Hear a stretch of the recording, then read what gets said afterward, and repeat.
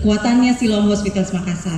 Jadi mari kita bermitra dengan begitu banyak masukan, kritikan dari Bapak Ibu, kami semakin berkembang. Nanti Rumah Sakit Siloam Makassar, ada apa sih di gedung sebelah? Kok rame banget ya? Kok banyak mobil-mobil besar gitu? Jadi ada begitu banyak perkembangan dan pengembangan yang kami lakukan.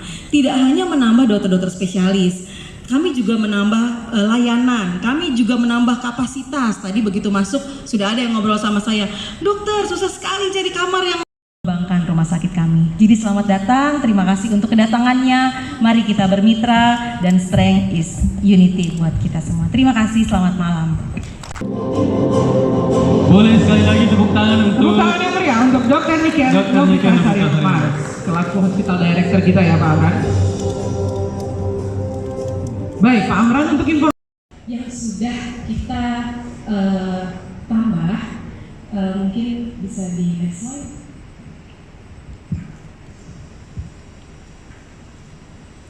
Ya, Bapak Ibu sekalian, selamat bunyi. Iya, Bapak Ibu mungkin sudah familiar dengan gedung kami. Ini yang di sebelah kanan main buildingnya kita. Jadi yang sudah operasional itu ada 9 lantai. siap Pak Amran. baik, kita sama-sama 5, 4, 3, 2, 1. Yeay!